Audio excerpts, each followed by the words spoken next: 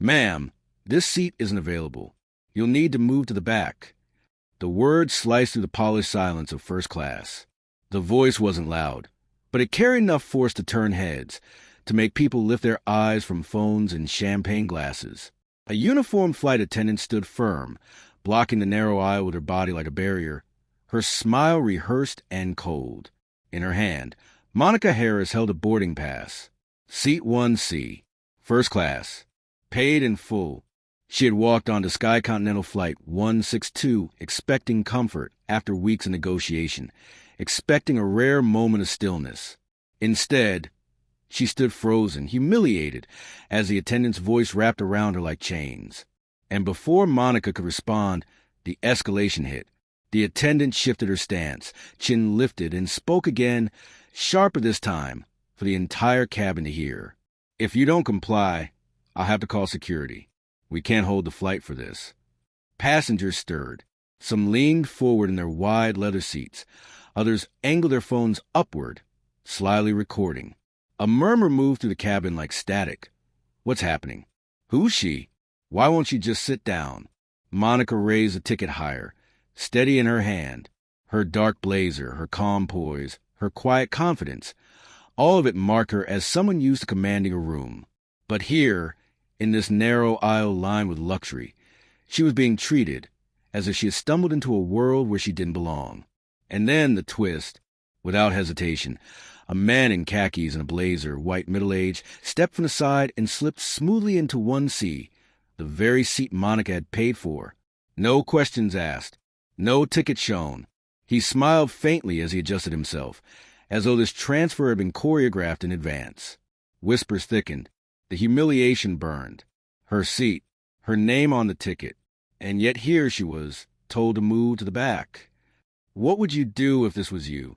Would you fight for your seat, or swallow the shame just to keep the peace? The air in first class carried that strange mix of expensive perfume and recycled cabin oxygen. Wide seats stretched out like miniature thrones, walls dividing them from coach where elbows press against strangers. This was supposed to be a sanctuary. For Monica, it felt like a stage, every eye watching, every silence cutting deeper than words. Her ticket had the truth in bold print, 1C. But the attendant's tone turned it into nothing. "Operational necessity," she said, the phrase rolling off her tongue like a corporate prayer. It wasn't personal, she implied. Just rules, just procedure. But Monica knew that phrase. It was the same cold excuse she had heard in other forms. Policy, standard practice, not the right fit. Words designed to erase her presence, to reduce her achievements to nothing. She thought of every boardroom where she'd been mistaken for the assistant instead of the CEO. Every conference where introductions skipped over her title. Every smile from men who acted surprised when she spoke with authority.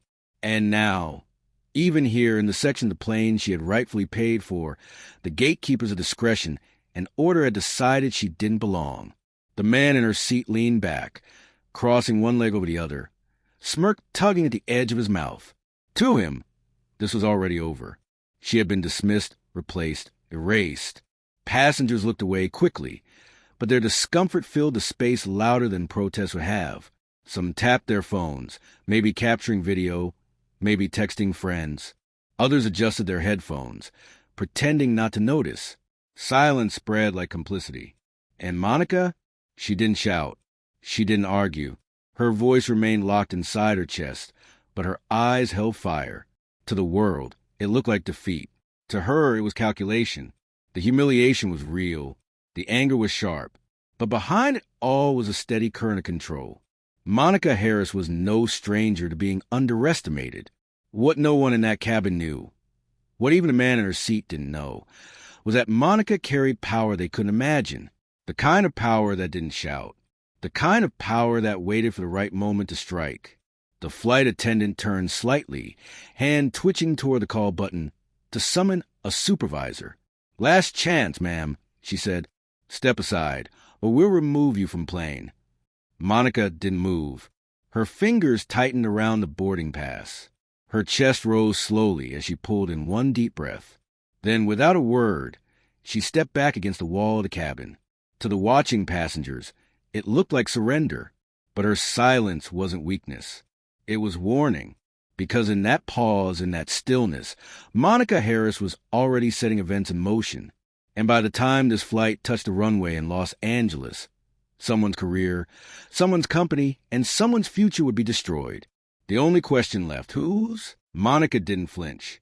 She held her ticket steady, the bold black print clear for anyone who cared to look. Seat 1C, first class, paid in full. Her hand didn't shake, but the silence around her did. A few passengers leaned closer, straining to see. Others sank deeper into their plush leather seats, praying not to get involved. The flight attendant's eyes flicked over the ticket once, then slid away like it was meaningless. Her voice sharpened, rehearsed to sound professional, but laced with quiet contempt. "Ma'am, the seat is unavailable. Operational necessity. Please step aside." That phrase, operation necessity, it landed like a hammer disguised as velvet. A phrase that sounded neutral, corporate, detached. But in this cabin, in this moment, it became a weapon. It didn't matter what the ticket said. It didn't matter what Monica had paid. One word from someone in uniform carried more weight than her proof. Have you ever felt that? The sting of showing undeniable evidence, only to watch it dismissed as if it didn't exist? Monica's dark eyes locked onto the attendant's face. She didn't argue, not yet. She just held her ground, the quiet dignity in her silence louder than any outburst could be. Passengers shifted. Some frowned, confused. Others avoided eye contact, burying themselves in champagne flutes or half-read newspapers. The man now sitting comfortably in her seat adjusted his jacket, pretending not to notice the storm he had walked into. Monica's presence was undeniable. Her tailored blazer, her calm authority, her quiet strength. But in that cabin, she was being treated like an intruder, like someone who had slipped past a velvet rope into a world where she didn't belong. The whispers started again. Does she really have a ticket? One passenger murmured, "Maybe it's a mistake." Another leaned toward his neighbor. "Why doesn't she just sit in the back?" The cabin became a courtroom without walls. Passengers judging without evidence. Verdicts whisper without facts. Monica held up the boarding pass higher, as if the ink itself might finally pierce their disbelief. 1C, she said softly. Her tone wasn't pleading. It was matter-of-fact. "I belong here." But the attendant didn't blink. Her lips pressed into a smile that wasn't a smile at all. "This decision is final." Final. Another word of dismissal. No explanation. No compromise. Just final. Monica felt the weight of it all pressing down. Every meeting where she'd been mistaken for someone's assistant. Every handshake that slid past her to reach the white man standing beside her.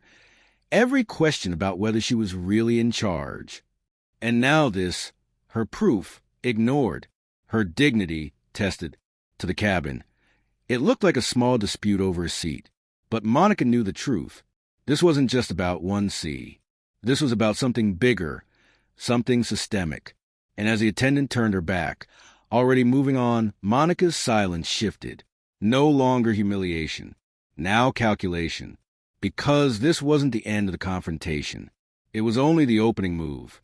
What the airline didn't know, what the man in her seat didn't realize, was that every second they dismissed her was a second closer to their own unraveling. And the very next person who walked down that aisle would raise the stakes higher than anyone expected. The flight attendant didn't back down. Her voice, clipped and sharp, cut through the cabin again. "I'll have to call a supervisor." She pressed a button above her head, and within moments, a man in a darker uniform appeared, walking briskly down the aisle with the kind of authority that told everyone he was here to end the situation, not listen to it. His nameplate gleamed under the cabin lights. His posture carried confidence, but his eyes carried something else. Disinterest, dismissal, maybe even annoyance. He barely looked at the boarding pass in Monica's hand before siding with his colleague. "Ma'am, we need your cooperation. Seat 1C is not available." Not available. Those two words echoed, absurd and cruel. The ticket Monica held was undeniable proof. But instead of correcting the mistake, the supervisor tightened the cage around her. His tone wasn't curious, wasn't investigative. It was final, rehearsed, designed to shut doors. Passengers shifted in their wide leather seats, watching as if the cabin had turned into a stage. The whispers began again. Some shook their heads at the injustice. Others looked away, uncomfortable but unwilling to speak. Silence became the loudest accomplice in the room. Monica raised the ticket higher. The print was clear. Seat 1C. First class. Paid in full. Her voice was calm, steady. This is my seat. The supervisor's lips pressed thin. His words dripped with the coldness of policy. We've made our decision. Please move, or we'll have to involve airport security. Do you see what just happened? Evidence didn't matter. Logic didn't matter. All that mattered was the weight of the uniform and the assumption of authority. That's the part that stung. The way years of achievement could be erased in seconds, drowned under the phrase, final decision. Imagine standing in first class with proof in your hand, yet still being treated like an intruder. Would you argue? Would you raise your voice? Or would you recognize that the system had already chosen sides? Monica's jaw tightened, but her composure didn't break. She felt the sting she knew too well. Boardrooms where her expertise was questioned, contracts where her authority was ignored, rooms where her very presence was treated like a mistake. Now here it was again, packaged neatly in the phrase, operational necessity. And yet, she didn't shout. She didn't fight. Her silence carried something stronger. To the supervisor, it looked like surrender. To the cabin, it looked like defeat. But to Monica, it was strategy. Because she knew something no one else in that cabin understood. This wasn't over. The humiliation was temporary, but the consequences would be permanent. The supervisor gave a curt nod, satisfied he had resolved the problem. He turned away, certain the matter was closed. But Monica's eyes followed him with quiet fire, because in the next few minutes, she would make a choice that would flip the entire balance of power. And when she reached into her bag, what she pulled out wasn't compliance. It was a first signal of war. The supervisor's tone hardened louder now, so the entire first-class cabin could hear. Ma'am, if you refuse to comply, you'll be escorted off this aircraft. Security is waiting at the gate. Those words, escorted off, hit the cabin like a spark in dry grass. Passengers shifted in their seats, eyes darting between Monica and the crew. Some looked nervous, others curious, but most remained silent, hiding behind folded arms and glowing screens. The power of a uniform filled the air heavier than the recycled oxygen. Monica stood still, her boarding pass still in her hand. Evidence meant nothing here. Her achievements meant nothing here. In this space, the decision had already been written against her. She was no longer CEO, no longer a deal-maker. To them, she was just a problem in a tailored blazer. Imagine being told, with everyone watching, that the seat you paid for, the dignity you earned, was never yours to begin with. Would you argue? Would you risk being dragged out in front of cameras? Or would you play the long game? Monica's breath slowed. Her jaw tightened, but her voice never rose. She didn't give them the outburst they expected. Instead, she stepped aside, moving just far enough to no longer block the aisle. To the crew, it looked like compliance. To the passengers, it looked like defeat. Phones lowered. Whispers quieted. The spectacle seemed over. But it wasn't over. Not even close. Monica's hand slid into her bag, fingers brushing past a leather-bound notebook, past a pen, until they found the cool metal edge of her phone.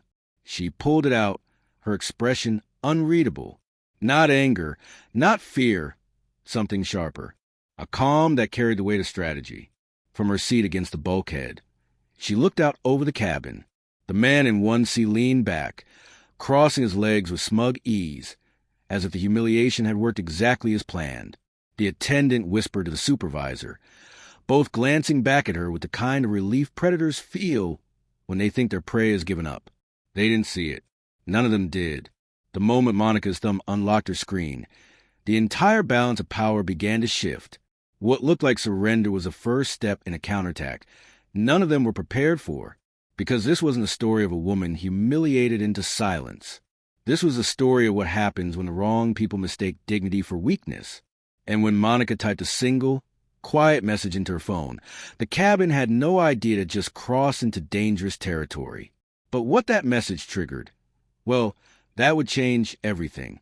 Monica's hand did not shake as she slid into the narrow space by the galley, phone in hand. To the passengers, it looked like defeat. A woman who had been stripped of her seat, her dignity, her presence. But her silence was not surrender, it was strategy. She unlocked her phone, scrolled quickly, and typed less than 10 words. Words that no one else on that plane could understand, but her executive assistant would recognize instantly. A quiet signal, a switch waiting to be flipped. She hit send. Screen off. Phone lowered. Her breathing slowed. The flight attendant still hovered, arms folded, watching Monica like she might cause trouble. Passengers shifted uncomfortably, some sneaking glances, others whispering. A few clutched their own phones, debating whether to keep recording or pretend not to see. And Monica stood there, not arguing, not pleading, just radiating a calm so unnerving it seemed out of place in the chaos. What no one in that cabin knew was this. That single message had already set off a chain reaction. Somewhere across the country, in a glass tower filled with lawyers and strategists, an assistant's phone buzzed. And with it, the weight of a $2 billion negotiation tilted violently off balance. Her humiliation was still burning inside, but she refused to let the fire consume her. Instead, she turned it into precision. Every humiliation she had endured in boardrooms, every dismissal of her authority, every time her ideas were stolen or her role questioned, she packed all of it into the steel now sharpening her resolve. The attendant thought she'd forced a black woman into silence. But silence in Monica's world was the loudest weapon of all. Passengers couldn't read her mind, but they felt something shift. A woman who looked cornered now looked composed, almost dangerous in her stillness. One man whispered, "She's not done." Another muttered, "What's she planning?" The cabin felt charged, the way air tastes before lightning splits the sky. Monica raised her eyes slowly, locking them not on the flight attendant, not on the supervisor, but on the man lounging in her stolen seat. He smirked, still confident, but her gaze told a different story, one he wasn't ready to hear, because within minutes, his phone would start buzzing too, and when it did, the entire cabin would learn that this was no ordinary passenger, and this confrontation was only the beginning. The phone cameras were everywhere now. Passengers who had avoided eye contact minutes earlier suddenly became amateur reporters, tilting their screens just enough to capture Monica, standing in silence by the aisle. The red glow of the recording icon filled the cabin like scattered lanterns. Some faces looked guilty, others curious, but nobody dared to step in. They let their phones do the speaking. One clip caught the flight attendant's sharp words, "Operational necessity." Another caught the white man sliding into her seat as if it had been saved for him. Each angle was another piece of evidence, another thread in a story too familiar, yet still too shocking to ignore. Within minutes, the footage was airborne in its own way, shared, reposted, stitched, and amplified before the plane even left the ground. On Twitter, hashtags started bubbling. First a few dozen posts under hashtag Seat1C, then hundreds under hashtag Flying While Black, then thousands. By the time the boarding door closed, the flight had already become a headline in waiting. And here's the strange part. The cabin itself felt it. A nervousness spread through the rows, as though everyone realized they were no longer just passengers. They were witnesses trapped inside a story going viral in real time. Monica said nothing. Her silence was louder than outrage. She didn't need to argue. The world was doing it for her. Each retweet carried the humiliation she had endured, but also carried a mirror back to the airline. Who were they protecting when they stripped her of her seat? And why did one uniform have more authority than her paid ticket? The attendant, sensing the recording eyes, stiffened but didn't back down. She clung to corporate phrases like a lifeboat, policy, procedure, experience. Words that sounded neutral, but carried the weight of exclusion. For some, it was just another scene of a black traveler being told to move back. For Monica, it was another moment where silence could have swallowed her whole. Except this time, silence was working in her favor. Some passengers refreshed their feeds mid-flight prep, their eyes widening. A trending story had begun before takeoff, and the person standing just a few feet away was its sender. The irony was brutal. The airline thought they had managed her into invisibility, but instead, they had lit a match they could never contain. And as the engines began to hum, Monica's phone buzzed again. Not from her assistant this time. From someone else. A name that would unravel everything. The smirk on the man in seat 1C was the kind that carried history. Smug, entitled, certain he had won. To the casual eye, he was just another passenger in business casual clothes, scrolling through his phone with the relaxed posture of someone who felt untouchable. But this wasn't just any man. His name was Scott Reynolds. And in boardrooms across America, people knew exactly who he was. The lead negotiator for the very company Monica Harris's firm was preparing to acquire. The irony was almost too sharp to believe. The man smirking in her stolen seat wasn't a stranger. He was the opposition. The same executive who had spent months trying to chip away at her terms, to break her patience, to undermine her deal. Now here he was, watching her humiliation like it was a game staged for his benefit. He leaned back, loosening his tie, as if this was a final blow that would rattle her confidence before the closing table. For him, this wasn't just a seat. It was strategy. Passengers began whispering. A few recognized his face, their eyes darting between Monica, standing in silence, and the man occupying what everyone now knew was rightfully hers. One woman muttered, "Isn't that Reynolds? From Solve Tech." Another whispered back, "No way, if that's him, this is about to get ugly." Monica didn't flinch. Her phone was still in her hand. Screen dark now, but the ripple effect of the message she had already sent was in motion. She didn't need to argue with Scott here in the aisle. The stage he thought belonged to him was already collapsing under his feet. Up in the terminal, a mid-level airline manager's phone buzzed. He glanced at the caller ID, frowned, and stepped aside to answer.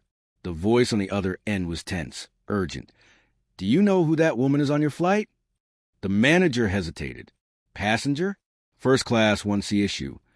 "Yes," the voice snapped. "That's Monica Harris. The Monica Harris, CEO of Apex Innovations. And you just let your staff humiliate her on camera." The blood drained from the manager's face. His eyes flicked toward the jet bridge window, as though he could still see into the cabin. He had no idea. None of them had. Back in 1C, Scott's phone vibrated. One buzz, then 3, then 5.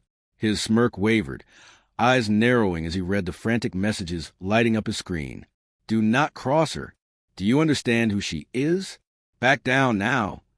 His CEO wasn't sending suggestions. These were orders. For the first time that morning, Scott Reynolds didn't look confident. His posture stiffened, shoulders tight, lips pressed in. The man who had strutted into Monica's seat suddenly looked very small against the leather of first class. And Monica, she hadn't said a word. She didn't need to. The revelation was doing all the talking. But what came next?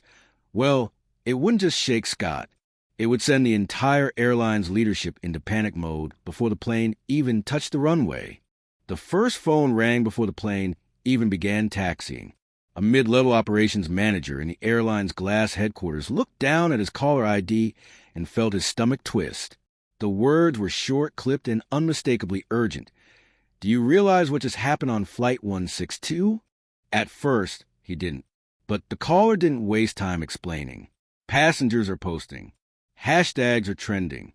You got a black CEO with a valid first-class ticket being humiliated on video. And she isn't just anyone.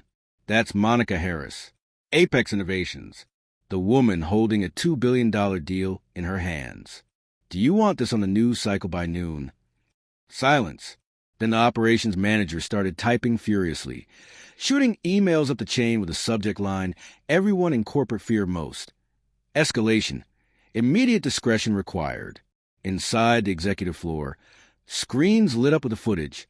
No spin, no polished statement, just raw humiliation on display. A woman standing in first class, ticket in hand. A flight attendant blocking her path with the phrase, "operational necessity." A white man sliding into her seat while the cabin looked away. The room went quiet, not because they didn't understand what they were seeing, but because they understood it too well. One uniform had undone decades of diversity pledges. in less than 3 minutes of shaky phone video. And the damage wasn't theoretical. Shareholders, regulators, politicians, they all watched social media. A storm was forming, and the airline was standing dead center. Executives huddled, tried to use words like policy, procedure, and experience management. But everyone knew the truth. This wasn't about rules. It was about race, power, and perception. And perception was bleeding them dry in real time. Meanwhile, 35,000 feet below the executive offices, Scott Reynolds was still strapped into 1C. His phone buzzed against the tray table with growing urgency. He glanced down, irritation painted across his face. Then the messages came through, one after another, brutal in their simplicity. Do not cross her. Do you understand who she is? Back down now. Scott's confidence cracked. This wasn't strategy anymore. This was survival. He had walked into a trap of his own making. Not realizing the boardroom power he thought he controlled was already gone. Monica's silence wasn't weakness. It was precision. In another office across the city, his own CEO was pacing, voice sharp with panic on a conference call. She's the one holding the rescue line. Without Apex, we don't make it through the quarter. Do you hear me? Get him under control. I don't care how. Tell him to shut up, sit down, and pray she still takes the meeting. But she wouldn't. Not anymore. Back on the plane, passengers whispered as Scott's face paled. He wasn't smirking now. His thumb hovered over his phone, scrolling through messages that made it clear. The man who thought he had humiliated Monica Harris had just destroyed his own leverage. The airline thought they were controlling a seat assignment. What they had really done was hand Monica every ounce of power she needed. And while executives scrambled, while Scott squirmed, Monica sat in silence, phone in her lap, eyes steady, waiting. She didn't have to lift her voice. The system was unraveling on its own. But what she did next would turn panic into collapse and freeze a $2 billion deal in its tracks. The cabin still buzzed with tension, but Monica Harris sat in silence, her posture straight, her eyes focused on the glowing screen of her phone. To the passengers around her, she looked like a woman humiliated into retreat. But inside, she was building a wall of fire that no one in that aircraft could see yet. Her thumb moved slowly, deliberately. No wasted words, no frantic typing. A single call. One name lit up on her screen. Her general counsel. The voice on the other end picked up before the first ring finished. Yes, Ms. Harris? Her tone was steady, almost cold. Freeze all negotiations with Reynolds' company. Effective immediately. There was no hesitation on the line. Only the sound of paper shifting, as though the weight of her command had instantly reordered an entire office. Understood. Think about this for a second.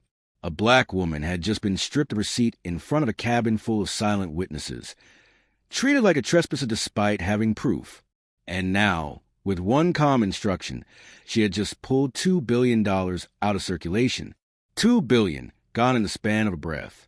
Scott Reynolds, lounging smugly in the seat meant for her, had no idea the ground beneath him was already collapsing. His phone buzzed again and again, urgent red notifications stacking. His jaw tightened as he glanced at the messages. The color drained from his face. Meanwhile, Monica didn't so much as flinch. Her voice was level as she gave her next order. Draft the termination notice. Inform our board. I want all negotiations documented as closed. And mark it as non-reversible.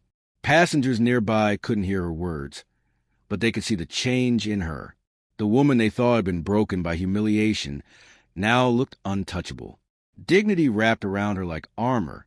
It was the kind of authority that didn't need volume to be recognized. The irony was almost too sharp to miss. The airline had hidden behind phrases like operation necessity and discretion, weaponizing corporate language to cover discrimination. But now Monica wielded her own version of corporate power, the kind that could sink a company before takeoff. One flight attendant peeked nervously in her direction, as if realizing the situation was spiraling far beyond a seating issue. Passengers exchanged whispers, some lifting their phones again, wondering if they were witnessing more than just a scandal. Was this the exact moment a billion-dollar empire crumbled in real time? Scott leaned forward in his stolen seat, sweat collecting at his temple. His phone vibrated once more, this time not a text, but a direct call from his CEO. He silenced it, too ashamed to answer in public. But the damage was done. Everyone could see his smugness turning to dread. And Monica? She didn't even look at him. She closed her phone softly, almost like shutting a book, then folded her hands in her lap. To the cabin, she seemed serene, almost peaceful. But that calm was the sharpest weapon of all. Passengers didn't know yet. Airline staff didn't know yet. But in that single moment, the balance of power in a $2 billion deal had shifted completely. Monica Harris was no longer the woman fighting for her seat. She was a woman deciding who deserved to remain seated in corporate America. And then, as the engines hummed louder, she whispered something so quiet it barely carried past her own lips. Now they'll learn. But what would her next move be? Revenge against the airline, or a warning to the entire system that tried to bury her? Monica sat upright in her seat, the glow of her phone screen lighting her calm face.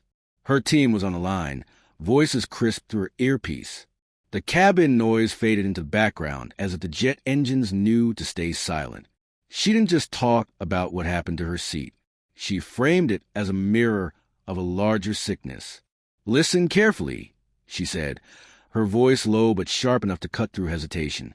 "This isn't about one flight attendant. This is about a system that hides its bias behind words like discretion and operational necessity. They dress racism in a uniform and expected me to accept it." Her team paused, taking the weight of her words. One lawyer spoke up cautious. "Do you want us to draft a formal complaint?" Monica shook her head slowly, though they couldn't see her. "Not yet. Complaints get buried. They disappear into the same black hole as every so-called diversity initiative. I want receipts. I want every detail of what just happened logged. Time, names, witness accounts, recordings. If this is systemic, and it is, we'll prove it in their own language. Data, policy, precedent." Passengers still whisper around her, some sneaking glances. They thought she had been pushed aside. They had no idea she was already turning the humiliation into a weapon sharper than any corporate lawyer could craft. Monica's assistant broke in, voice steady but curious. "So you're not just going after the individuals?" "That would be too easy," Monica replied. "Fire one or two staff, and the system survives. No, we're exposing the pattern, the way they train people to enforce bias without ever calling it bias. That's how racism lives in boardrooms, in airports, in promotions. Silent, polished, denied." She thought of the words the attendant had used. Operation necessity. A phrase that sounded technical, neutral, even boring. Yet in practice, it stripped her of dignity in front of a crowd. They call it random. They call it procedure. But what they're really saying is, you don't belong here. Not you. Her tone hardened. We're not just building a complaint. We're building a case study. When I sit down with their leadership, I want to hold up a mirror they can't look away from. Her team typed furiously on the other end of the call. Every word she spoke became another piece of strategy. Another lawyer added, "We'll also check if other passengers had similar seat reassignments. If there's a pattern across demographics, it's not random, it's targeted." "Exactly," Monica said. "We turned their favorite shield statistics into the sword." For the first time since being pushed aside, she allowed herself a thin smile. What they saw as weakness had given her leverage. The humiliation had transformed into a case against the very machinery of corporate prejudice. "Gather everything," she instructed. "Passenger videos, social media hashtags, eyewitness posts. By the time I land, I want a file thick enough to make their general counsel lose sleep." There was a short silence on the line. Then her assistant whispered, almost in awe, "You're not just fighting for yourself, are you?" Monica's eyes drifted back to seat 1C, where Scott Reynolds sat hunched over his phone, sweat beading on his forehead. "No," she said softly. "I'm fighting for every person who's ever been told they don't belong, even when they paid the same price as everyone else." The plane jolted slightly as turbulence rippled through the cabin, but Monica didn't flinch. If anything, it felt like confirmation. The skies themselves were shaking. And then, as if on cue, her phone vibrated again. This time, it wasn't her team. It was a direct message from someone at the airline's corporate office. Short, urgent, and cryptic. Ms. Harris, we need to speak immediately, before this goes any further. She stared at the message, her mind already racing. Why now? What had they realized? The next chapter would reveal whether the system was about to fold or fight back. The call wasn't polite. It wasn't soft. It was power channeled into every syllable.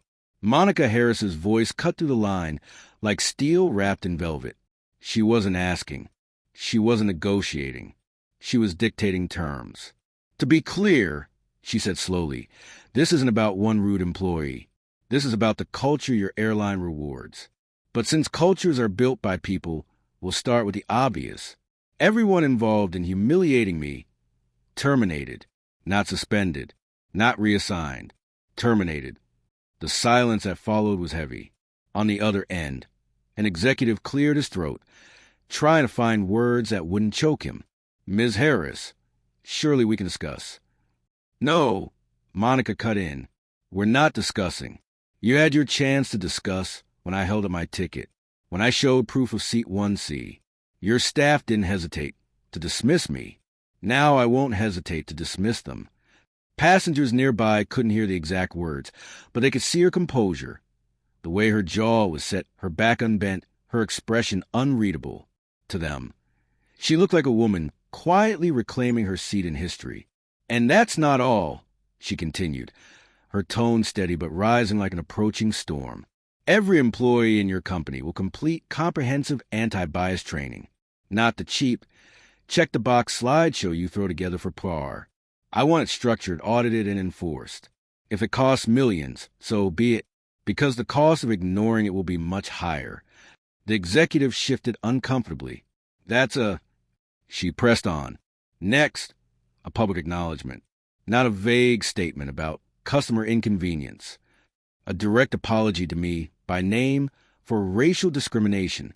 And while you're at it, an apology to every black traveler who has been treated like baggage instead of paying customer. The line was quiet again. You could almost hear the weight of lawyers scribbling notes, PR teams sweating, and boardrooms trembling. But Monica wasn't finished. She leaned back, her voice slowing down, each word deliberate, final. Finally, contract reforms. Your policies will be rewritten so that phrases like operation necessity and discretion can't be used as weapons. If your staff reassigns a seat, it must be logged, justified, and reviewed. No more hiding racism in fine print. Her tone softened just enough to make the next word sting sharper. If you comply, you save your reputation. If you don't, I kill the $2 billion deal. Today, no appeals, no renegotiations. Your choice. On the other end, a shaky breath. Someone tried to stall. That's a lot of demands to process. Monica's lips curved, not into a smile, but into certainty. Then process them quickly. Because every minute you hesitate, the world is already processing what just happened on Flight 162. Around her, passengers sat in silence, sensing the shift even without context. They had watched her be dismissed, and now they were watching her dismantle the hierarchy that had dismissed her. The air in the cabin felt different, charged, heavy, waiting. And then the executive's voice returned, smaller than before. Ms. Harris, please give us time to respond.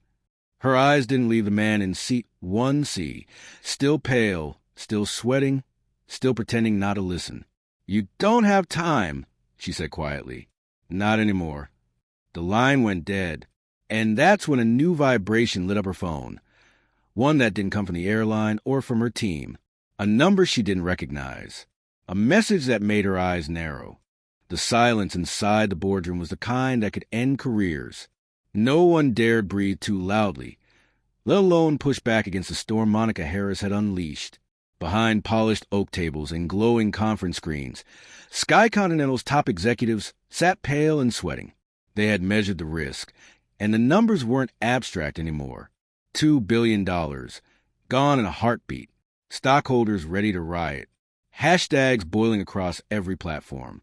A single black woman with a phone had turned their fortress into glass, and everyone was watching. Terminate the staff involved. Monica had said earlier. They nodded now, one after the other, knowing resistance meant annihilation. Comprehensive anti-bias training, she added. The compliance officer scribbled notes frantically, pretending to control the process while knowing this wasn't theirs to control. Public acknowledgement and apology, she continued. The head of PR nearly fainted, already drafting statements that sounded less like apologies and more like confessions. And finally, contract reforms. That was the dagger. It meant rewiring the company's DNA, stripping away the very excuses, operation necessity, discretion, random, that had once given them cover. Executives didn't just agree. They surrendered. The CEO himself leaned forward, his voice trembling but steady enough to be heard. Ms. Harris, on behalf of Sky Continental, we accept your terms. Fully, immediately. But the surrender didn't stop at the airline. Word of the frozen deal had detonated through Wall Street. Scott Reynolds, still reeling from the humiliation of being dragged into her seat, was now staring down the collapse of his own company. Without Monica's rescue, their credit lines would dry up, their shareholders would bolt, and bankruptcy would hover like a vulture. His phone lit up with desperate texts. Find a way to fix this. Do something. We're finished if she walks. But Scott knew there was nothing to fix. Monica hadn't just paused the deal. She had erased his leverage entirely. For passengers on Flight 162, all of this was invisible. To them, Monica was still a calm woman in row 12, scrolling on her phone with quiet certainty. But behind the curtain of corporate power, entire systems were collapsing because she refused to swallow humiliation. Every executive knew the truth. This wasn't negotiation. It was a rescue mission. Except this time, the one in need of saving wasn't her. It was them. By evening, draft emails circulated. Flight attendants involved were quietly suspended. Training budgets were reallocated. Lawyers scrambled to write new policies that no longer allowed bias to hide under vague phrases. For the first time in years, Sky Continental wasn't the predator, it was the prey. And Monica, she didn't gloat. She didn't even smile. She understood something sharper. True power doesn't roar. It whispers, waits, and then strikes when silence has already done the damage. But just as her phone buzzed with confirmation of the airline surrender, another alert came through. It wasn't from her team. It wasn't from the airline. It was from a block number, short and chilling. Careful, Monica. You made enemies who don't play fair. The fallout came faster than anyone expected. Within hours, the airline's board ordered the suspension of every staff member tied to the incident. The flight attendant who had stood in front of Monica, the supervisor who backed her, even the gate manager who quietly signed off on the operational necessity excuse, all pulled off duty, not with quiet memos, but with emails marked urgent and signatures from the very top. For once, the system moved quickly, not to protect itself, but to cover its tracks. Drafted apologies began circulating behind closed doors. Lawyers tried to polish the language, hiding behind words like discretion, experience, and random misallocation of seating. But the truth was too raw, too visible. Passengers had filmed everything. The videos had already spread across every platform, with millions of views before the plane even landed. No statement could erase the sound of that clipped voice saying, "This seat isn't available." By the next morning, the headlines screamed louder than the engines of any plane. Black CEO denied first-class seat, flips $2 billion deal on its head. Others framed a harsher, flying while black in first class. And the cruelest truth for the airline? This wasn't a random complaint buried in customer service. This was power meeting prejudice in full view of the world and power winning. Passengers who had stayed silent now broke their silence online. One wrote, "I should have spoken up, but I froze." Another admitted, "I thought she was overreacting until I realized she was right." The guilt of bystanders became part of the story, fueling the conversation. Not just about what happened to Monica, but about how quickly people choose comfort over courage. Meanwhile, Monica didn't speak publicly. Not yet. Her silence wasn't weakness. It was strategy. While executives scrambled, she was shaping what came next. The story wasn't ending with suspension or headlines. It was only beginning, because behind the scenes, other airlines were already watching closely. If Prejudice could destroy a $2 billion deal overnight, what would stop it from destroying them next? And just as the press frenzy reached its loudest point, a new question began to surface, whispered in boardrooms and whispered even louder online. What would Monica do with all this power now? The shockwave spread faster than turbulence over open skies. Within days, boardrooms at rival airlines were flooded with tense conversations. Words like discretion, operational necessity, and experience, once used to cover prejudice, were suddenly liabilities. Executives whispered about Monica Harris as if she were both a warning and a mirror, exposing how fragile their reputations really were. Nobody wanted to be the next headline. Black CEO humiliated in first class. Policy draft began to circulate in hushed tones. Bias training modules, once dismissed as optional, were now being redesigned with urgency.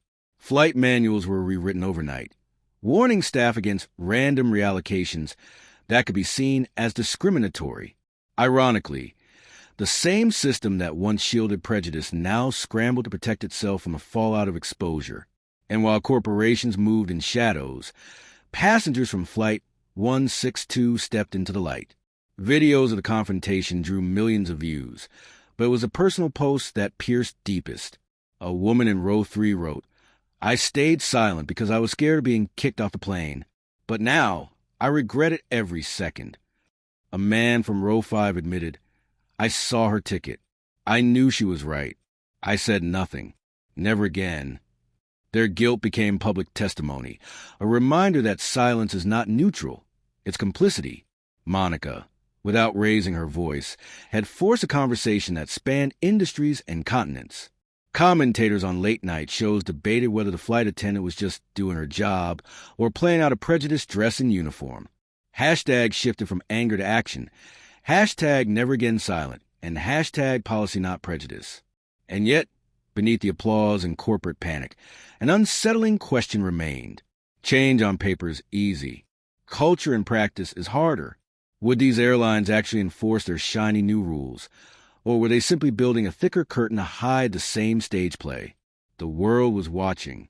Monica had set something in motion, but no one knew yet if it was momentum or a moment, because weeks later, when she boarded her next flight, the cabin would answer that question for everyone. Weeks later, the airport looked the same: polished floors, tired travelers, the quiet hum of rolling luggage, but something about the air felt different. For Monica Harris, walking toward her gate was no longer about survival. It was about proof. Proof that silence had not swallowed her story. Proof that power could rewrite what prejudice once enforced. She held another first-class boarding pass, bold letters, 1C. Same seat, same airline. But this time, when she approached the gate, no one blocked her path.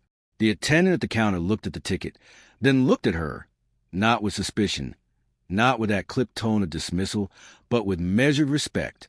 "Welcome aboard, Miss Harris," they said softly, as if aware that her presence carried more weight than 100 empty apologies. The walk down the jet bridge was quiet. Passengers glanced up as she entered the cabin, but their eyes didn't linger with judgment. Instead, some nodded faintly, as if they knew the story. And maybe they did. The videos, the headlines, the hashtags. They had traveled farther than the plane itself ever could. When Monica reached seat 1C, it was waiting. No hesitation. No excuses. No operational necessity, whispered like a weapon.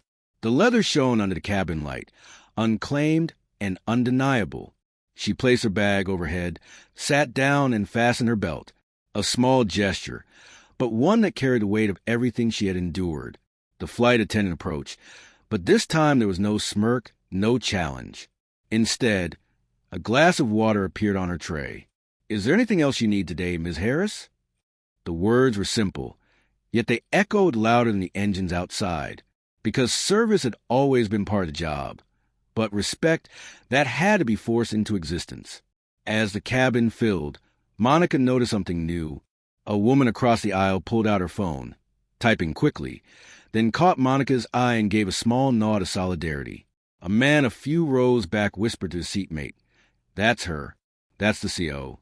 Not in the tone of gossip, but in awe. The cabin wasn't just full of travelers. It was full of witnesses who had already chosen a side. But here's the truth. Policy changes and apologies don't erase what happened. They don't undo the humiliation of being told you don't belong where you paid to sit. They don't erase decades of coded phrases like random, discretion, and experience used to hide systemic bias behind uniforms. What they do is reveal how fragile that system really is, how quickly it folds when one person refuses to accept a seat they've been forced into. And that's where this story stops being just about Monica. It becomes about every person who has ever been told, in words or in silence, that they don't belong. It becomes about bystanders who froze when they should have spoken. It becomes about companies who act only when their money is threatened. And it becomes about you, listening to this story, deciding what you'll do the next time prejudice plays out in front of you. Because the real question isn't whether Monica got her seat back. The question is, what would you have done in that cabin? Would you have shifted uncomfortably, waiting for someone else to speak? Would you have filmed quietly, hoping the internet would fight your battle for you? Or would you have stood, knowing your voice might cost you, but silence would cost her more? This isn't just her story. It's a test for all of us. A test we keep failing. Flight after flight, boardroom after boardroom, classroom after classroom. And until we pass it, the next Monica Harris will face the same clipped voices, the same cold phrases, the same humiliation wrapped in policy. So here's the choice: stay silent or stand up, hide behind comfort, or confront injustice head on. Tell me in the comments, what would you have done if you were on Flight 162? And if you believe stories like this must keep being told, subscribe, not just for entertainment, but because silence is what keeps this system alive. Airplanes will keep flying, but the question that will follow you long after the story ends is this: when prejudice takes the seat beside you, will you stay buckled in or will you rise?